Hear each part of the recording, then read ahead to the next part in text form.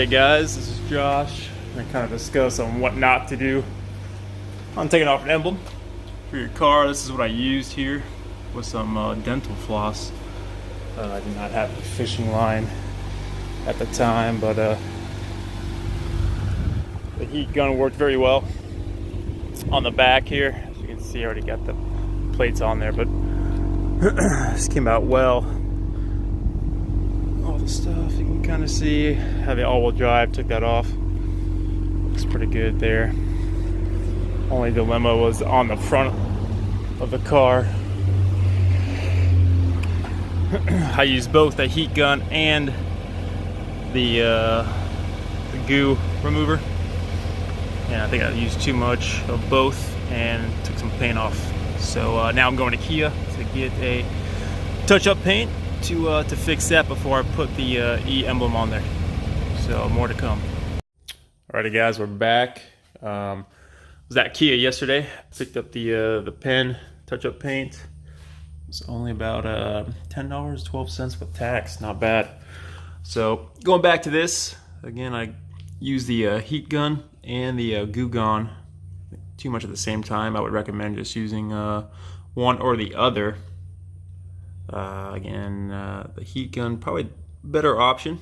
You know, we stay a few inches from the previous emblem, and then once you get it off, whether you use floss, fishing line, or I even used for the back like 2 old credit cards to kind of slide them underneath to pop it off, and then you'll have that glue sticky stuff left over where you'll then use the Goo Gone here. Worked really well.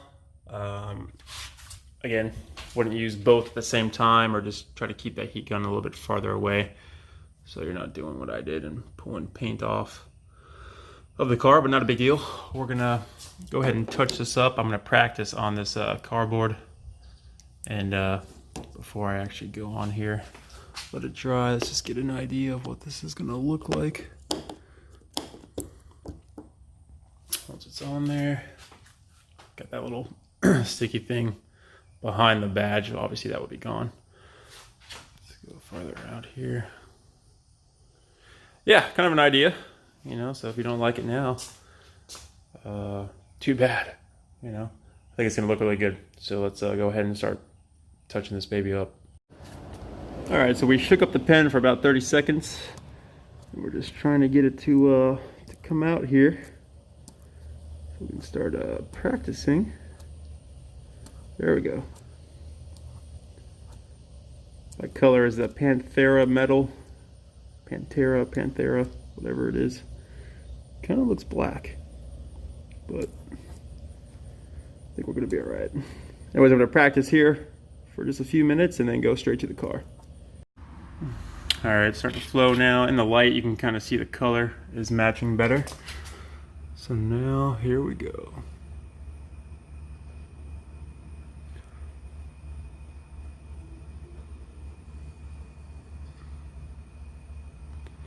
All right, that looks good there.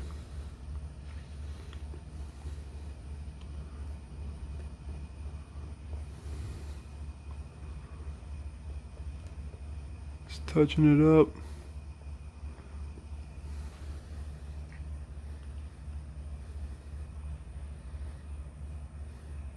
Again, the emblem covers all this. I'm just sealing it so it doesn't rust underneath it. But we're gonna let this dry for about 10-15 minutes. I'm gonna put one more coat on there. Still debating if I wanna do a clear coat, again, because it's gonna be covering all that up anyway, so what does it matter, but time to let it dry. Alrighty guys, we are back. We got a mask on, you can probably see my reflection there. I would recommend definitely some face ventilation protection, since we're dealing with actual real paint here, and it's pretty strong.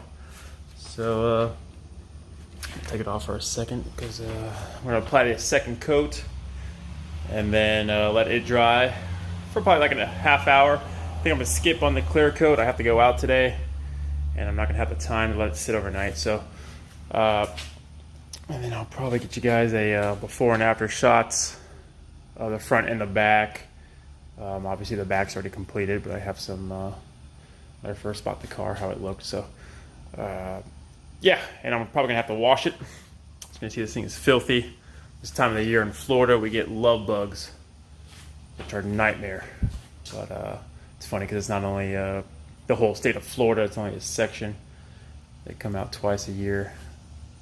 If you want a good laugh, Google love bugs, Florida. And anyway, so I'll clean this up nicely and get some after shots of the car with the emblem on there, and go from there.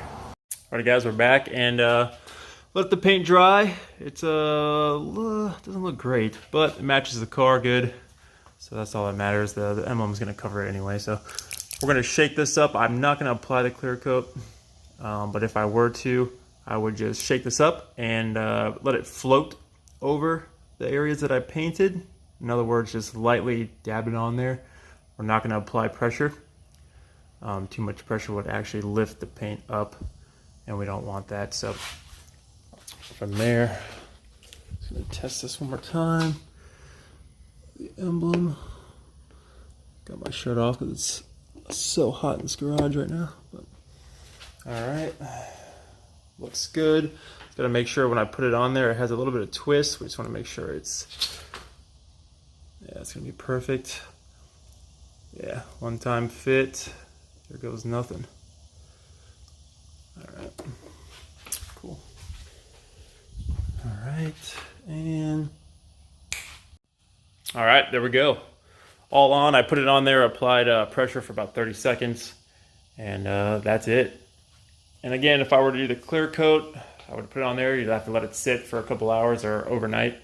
Then I would come over here with the compound polishing and hit that area up. You know, if it was exposed, I would do that. And then you would not wax your car for about a month, just to be safe. Make sure all that stays on there. Looks good. I'm going to wash the car here, so the next shot you guys get will be a clean stinger with all the badges complete. And I'll show you guys that. All right, finished product.